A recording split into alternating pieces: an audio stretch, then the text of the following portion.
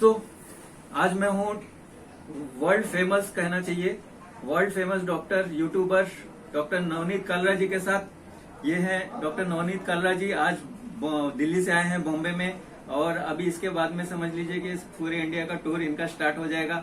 तो आज हम नवनीत कालरा जी का एक इंटरव्यू लेंगे छोटा सा, और आप लोग मजा लीजिए, देखिए कि कैसे इंसान है कालरा जी। इनके 10 लाख सब्सक्राइबर पूरे होने के लिए आ रहे हैं, और मैं उनको बधाई देना चाहता हूं इस मुबारक मौके पे।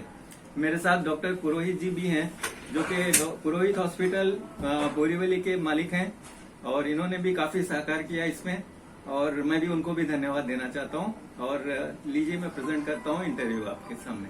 Thank you.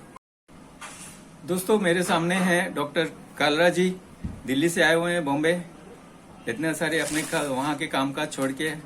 और इनका एक चैनल है नवनीत कालरा शो, बहुत ही फेमस। मुझे लगता है उसमें 10 लाख से भी ज्यादा जो है उसमें अभी 8 लाख है। हाँ, 8 लाख से ज्यादा सब्सक्राइबर्स हैं, और बहुत जल्दी, इतनी जल्दी बढ़ रहे हैं कि फिर उसका कोई हिसाब ही नहीं है।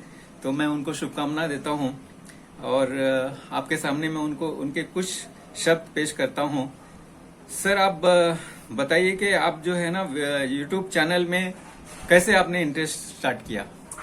यूट्यूब चैनल में इंटरेस्ट 2018 जनवरी में हुआ था, और कहीं ना कहीं मैं अपने आप को, हम डॉक्टर्स की लाइफ बहुत हेक्टिक होती है, मुझे लगता था कुछ नया करो, कुछ अलग हटके करो, कुछ अपने आप को डी स्ट्रेस करो। तो वो उसका कारण सिर्फ अपने आप को डी स्ट्रेस करने के लिए मैंने चैनल शुरू किया था। मेरा कोई पर्पज नहीं था, मेरा कोई ऐसा वो नहीं था रीजन, सिर्फ अपने आप को उस तनाव से दूर करने के लिए किया था जो हम हर रोज फेस करते हैं डॉक्टर्स। राइट। ओके सर, आपके बचपन के बारे में कुछ बताएंगे?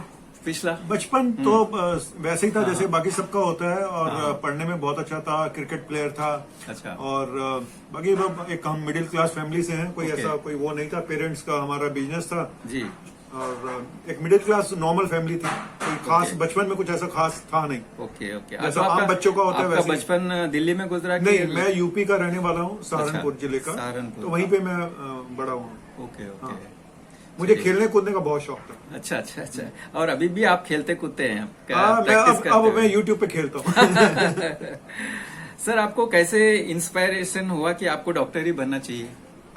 सच बोलूं तो उस समय जो हमारे टाइम पे, मैं 86 बैच का हूं, तो उस समय पे हमारे पास ऑप्शन नहीं होते थे। उस समय डॉक्टर या इंजीनियर, ये दो ही चीजें लोगों को पता होती थी। माँ बाप को भी इतना, मेरे माँ बाप को भी नहीं पता था कि मेरे बेटे ने क्या करना है। ये सब मेरा इंटरेस्ट बायोलॉजी में था, और कुछ करने को था नहीं, तो सोचा चलो यही कर लेते हैं। तो आप कहिए कि हमारे पास कोई ऑप्शन नहीं था उस समय सिवाय इंजीनियर या डॉक्टर बनने के। तो इंजीनियरिंग की तरफ मेरा कोई रुझान नहीं था। ओके। तो सर, अभी आप पेशेंट्स को अप्रोच करने का और उनसे रिलेशनशिप यानी कायम है कि यूट्यूब में आने के बाद में आपका कुछ कम हुआ है? उधर बढ़ गया क्योंकि यूट्यूब के थ्रू बहुत सारे लोग पेशेंट भी बढ़ गए हैं, और उनसे रिलेशनशिप और ज्यादा कहीं गुना बढ़ गई है। Okay, very good. सर, आप फिर मेडिकल रिसर्च में जो है ना कैसे यानी यकीन करते हैं? उसके लिए आपको पढ़ना पड़ता है, या फिर क्या यूट्यूब पे सर्च करते हैं, या इंटरनेट की मदद लेते हैं? कई बार बुक्स देखनी पड़ती हैं, कई बार इंटरनेट देखना पड़ता है। अच्छा। करंट टॉपिक के लिए कई बार हम जो सेमिनार होते हैं हमारे, उसमें जाते हैं, तो कुल मिला के सभी जगह से कुछ न कुछ मिल जाता है। Okay, very good. क्या आप कोई मेरे साथ ऐसा कोई इवेंट शेयर करेंगे जो कि आपके पेशेंट के साथ हुआ था, जिसमें या तो पेशेंट बहुत खुश हुआ था या बहुत नाराज हुआ था, ऐसा कुछ याद? नाराज तो टचवुड बहुत मेरे साथ ये मुझे इंसिडेंट्स याद ही नहीं कोई पेशेंट में से बहुत ज्यादा कोई नाराज हुआ। ठीक है, हाँ, खुश तो बहुत सारे हुए हैं, और कई बार पेशेंट ने भी मुझे खुश किया है ना। उल्टा भी हुआ है, पेशेंट को देख के मैं खुश हुआ हूँ। और लोग हमेशा कहते हैं कि पेशेंट अच्छा पेशेंट, बुरा पेशेंट, अच्छे डॉक्टर, बुरे डॉक्टर। तो ऐसे नो डाउट बहुत सारे इंसिडेंट्स हैं, मुझे पर्टिकुलर तो मुझे कोई याद आ नहीं रहा है। पर आज मेरे एक पेशेंट कहूँ, या आज जो मैं मुंबई में आया हूँ, वो पुणे से मिलने मेरे लिए आई है। तो आप सोच लीजिएगा कि इसको सोच के आपको कितनी खुशी हो रही होगी कि आपका कोई पेशेंट पुणे से मिलने, आपको सिर्फ मिलने के लिए आपको आ रहा है। तो इससे ज्यादा खुशी और क्या बात होगी? बिल्कुल सही। सर, आपने कभी ऐसा महसूस किया है कि आपके पेशेंट्स को आप समझा नहीं पा रहे हो, और पेशेंट जो है ना कभी उसकी वजह से आपसे नाराज हो गया हो? हाँ, ऐसा होता है, लेकिन अब बहुत कम होता है। जैसे हम मैच्योर होते जा रहे हैं तो हमें पता चल जाता है। तो ऐसा होता है कई बार कि जब आप जो बात उनको समझा रहे हैं वो समझ नहीं पा रहे, और कई बार फिर वो या जानबूझ के समझना नहीं चाहते, अड़ियल होते हैं, जिद्दी होते हैं, नहीं जी हमें ये काम करना नहीं है, हम चाहे मतलब हम जैसे कि एग्जांपल हम मेडिसिन नहीं खाएंगे, आप कह रहे खाइए जरूरत है, वो कहेगा नहीं खानी है, तो आप कैसे समझाएं उसको आप हर तरह से समझा के देख लिया, डरा के देख लिया, प्यार से समझा दिया, नहीं समझ में आ रहा है, तो ऐसे होते हैं। लेकिन 100 में से एक आध पेशेंट ऐसा निकल आता है, उसके लिए आप कुछ नहीं कर सकते। तो आपकी यूट्यूब की वजह से आपकी यानी फैमिली लाइफ, पर्सनल लाइफ में कुछ फर्क पड़ा? नहीं, बिल्कुल भी नहीं, बिल्कुल नहीं। वो मैंने बहुत बैलेंस रखी हुई है सब चीजें। ओके, आप आने वाली जनरेशन को कुछ कहना चाहेंगे कि भाई आपको मेडिकल कैरियर चुनना चाहिए कि नहीं चुनना चाहिए, इसके बारे में? मेडिकल कैरियर तभी चुने जब आप में उनका दिल से ट्रीटमेंट करने का इच्छा हो, और सिर्फ पैसा कमाने के लिए अगर आप मेडिकल करियर चुन रहे हैं तो भूल जाइए, बिल्कुल भूल जाइए। अगर आप खाली पैसा कमाने के लिए मेडिकल करियर को चुन रहे हैं, अगर आप सेवा भाव से जुड़ रहे हैं तो मोस्ट वेलकम, आइए, जरूर आइए।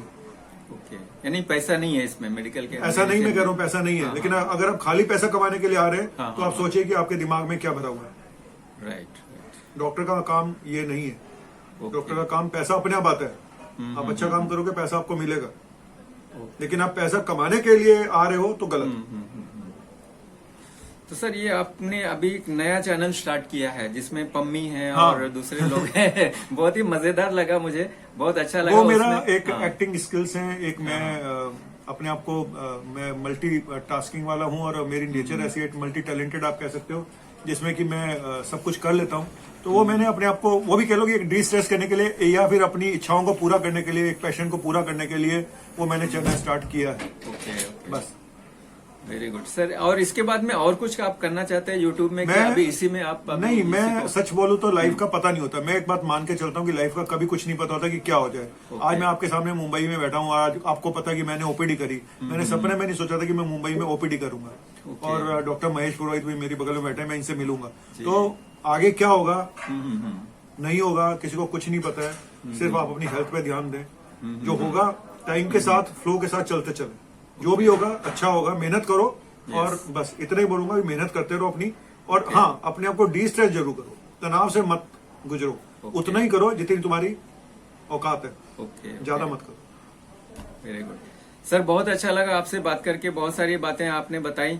और अगर आप अपनी तरफ से कुछ बोलना चाहते हैं दर्शकों को तो मैं सिर्फ इतना ही बोलूंगा दर्शकों को कि भाई देखो, इस समय बहुत हेल्थ लोगों की डिटेरिएट हो रही है, लोग एडिक्शंस के शिकार हो रहे हैं। जहां जहां देखो तो यंग जनरेशन को स्पेशली बोलूंगा, जहां हुक्का बार और गांजा चरस, ये सब ड्रग्स, इनसे दूर रहो। मैं लड़कियों को भी देखता हूँ स्मोकिंग कर रही हैं बहुत ज्यादा पहले से, तो ये सब चीजें आने वाले कल के लिए बहुत खतरनाक है। लोग कह रहे हैं कि हार्ट अटैक बढ़ रहे हैं, क्लॉटिंग बढ़ रही है, वैक्सीन जिम्मेदार है। कोई ये क्यों नहीं कहता ये सब जो चल रहा है ये जिम्मेदार है, इसके पीछे कोई क्यों नहीं बोलता? मुझे लगता है कि हम खुद जिम्मेदार हैं अपनी मुसीबतों के लिए, कोई और नहीं। Thank you very much, bye.